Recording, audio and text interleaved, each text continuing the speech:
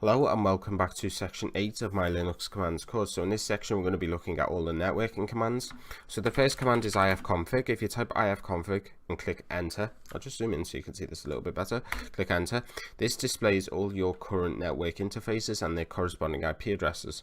So WLAN 0 for me is my wireless USB adapter, as you can see here. That is connected to my host machine, which is directly connected through the virtual machine through VM removable devices, and this one here. So it's connected directly to the virtual machine, and this is the IP address for my Kali Linux machine. This is the internal IP address, so it doesn't matter if you can see this, it's useless for you anyway. The ETH0 is basically your wired connection here, and that will only be displayed if you're using this as a virtual machine. So whatever your distribution you're using as a virtual machine, then ETH0 will be displayed. And essentially why that happens is because whatever device or network interface your host machine is using, so it could be like an internet cable or it could be an internal wireless card, that will create a virtual connection using your host machine's connection.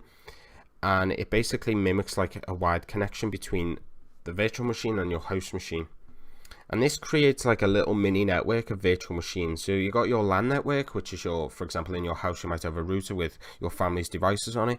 When you create a virtual machine on a computer, it'll create like a little mini network of virtual machines within your LAN network. Now you need a USB wireless adapter to basically break the Kali machine or your distribution, whichever one you're using, away from this little mini network into the LAN network.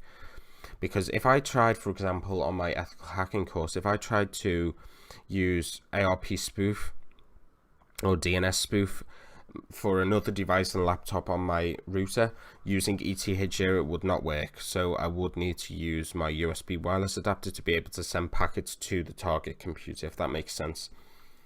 So I recommend just getting a USB wireless adapter anyway, even if you're not interested in ethical or pen testing. But if you are, I recommend going and check out my free videos on YouTube about it. It's really interesting, and also my course that will be up soon. But that's just how to display network interfaces. Now you can just type ifconfig and then the interface name. So I'll just type the corresponding name here and click enter. This will just display the information for that specific card. And as you can see, it's exactly the same as it is up here. I'll type clear now. The next command is specifically for people on just terminals with no graphical interface or user interface. If I type ETH2 and then WLAN 0, it basically just checks if the thing is working. If it's up, as you can see, a link has been detected, because if I go up here, you can see there is a link to a router. So there is internet access using this device. However, like I said before, if you haven't got a graphical interface, like I wouldn't if I used SSH, I would have to use this just to make sure it is up and running and it's correct.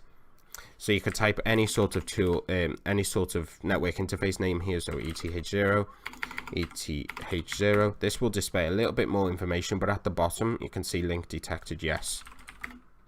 The next command is ping. So if I type ping and then host, a host is basically just any sort of domain or IP address.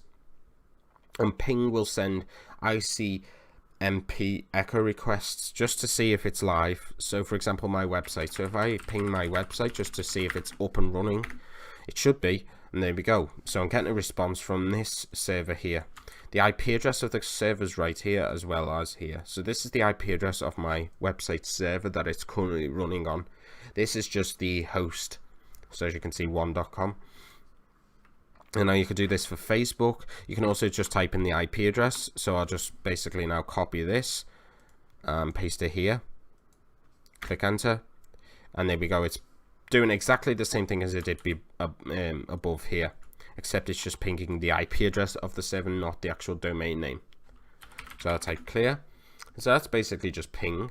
Now you can ping a computer, you can ping a server, you can ping a website. So just to see if they're live, basically. The next command is quite useful. It's the whois command. So whois and then the domain. So if I type whois and then my website, this will display as much information about the owner of the website as possible and the person who registered it. So if I click enter and scroll up, you can see here that there's some information about this domain. So you can see when it was registered, you can see when it expires, you can see who registered it. Now I have domain privacy on, so I pay a little bit extra for my website, and it protects my information, because if I didn't purchase that or left it, my information would be here, and you would be, if you searched Whois and then my website, you'd be able to see my postcode, my name, my date of birth, my phone number, my email address. So it's not very good, that, for security and privacy reasons. So I bought the domain privacy.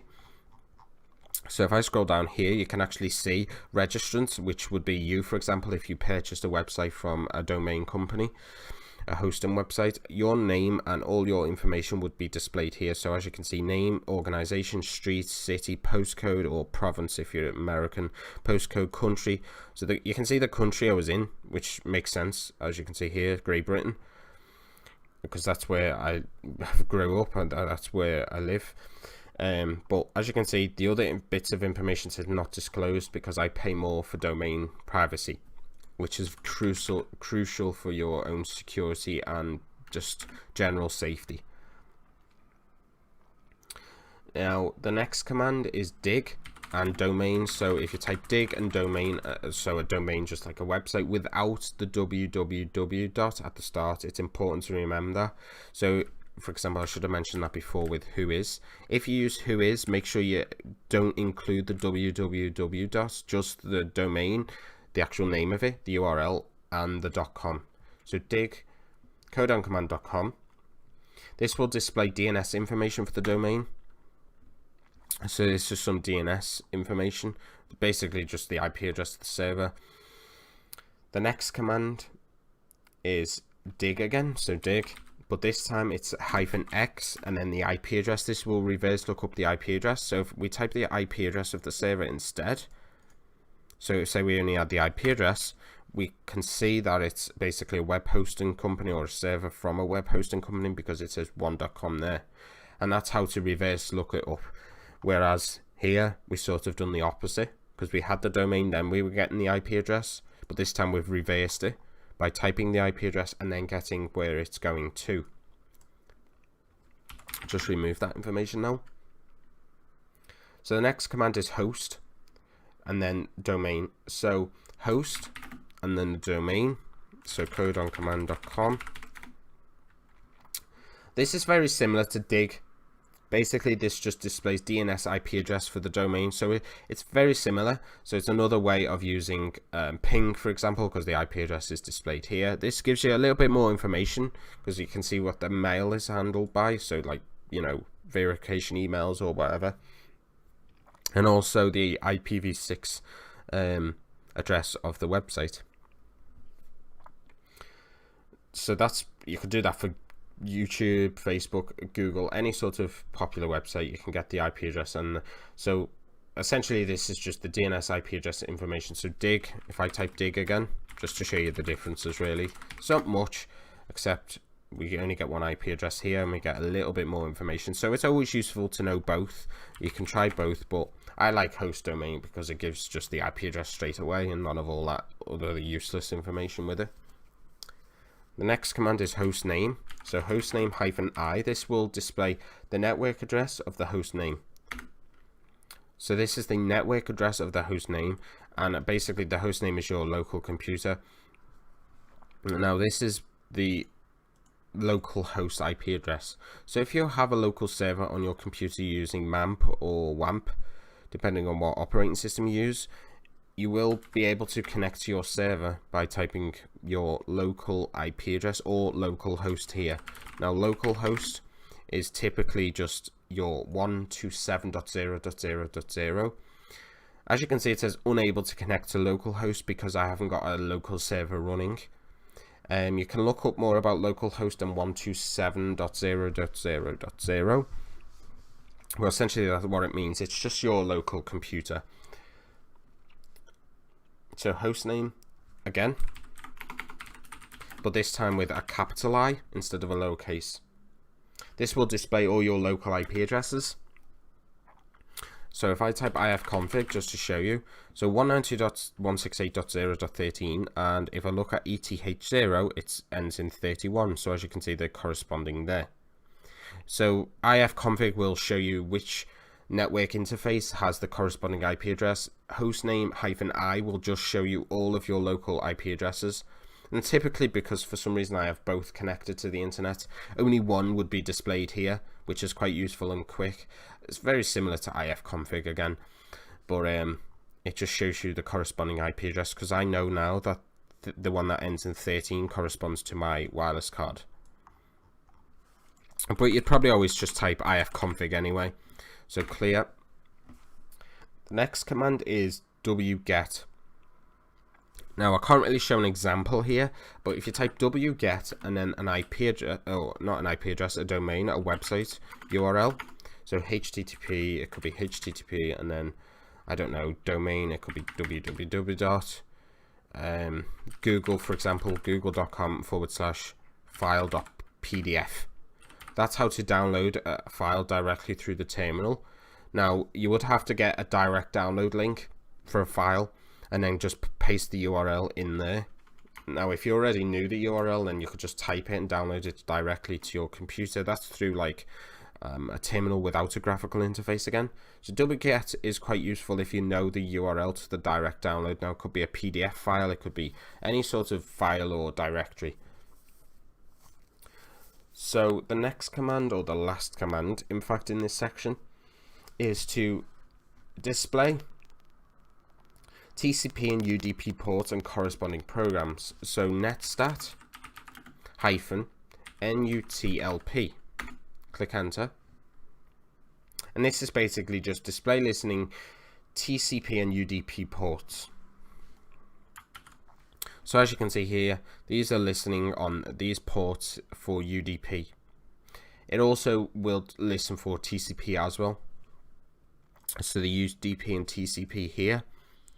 These are just basically, I'm trying to explain it as best I can. This is just listening ports on your computer. So these are ports listening for connections, essentially, from applications. Remember, these are actual applications. So DH client is listening on UDP port, etc. So I'll type clear, and that is basically the networking section completed.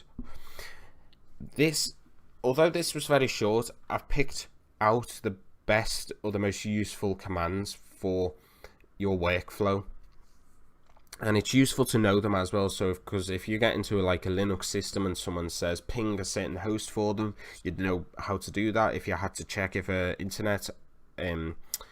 you had to check a network interface was up, you could use eth-tool. The same with hostname. If I had to display, in fact, I'll show you now. If I just disconnect, if I turn off my wired connection, so I've only got one wireless, one connection now, which is my USB wireless adapter. If I type hostname with a capital or -capital I, as you can see, it's just displaying my IP address for this Kali machine. This is my internal IP address, and I've only got one now. Like before, I had two. So now I definitely know that that's my USB wireless adapter. So that's very useful just to quickly get your IP address. You don't have to type ifconfig and then, scroll through all this information, because you might have many different, wireless cards, for example. So that's just useful to know anyway. So hopefully you found this section useful. The next section will look at archives or compression. So I will see you all in the next section.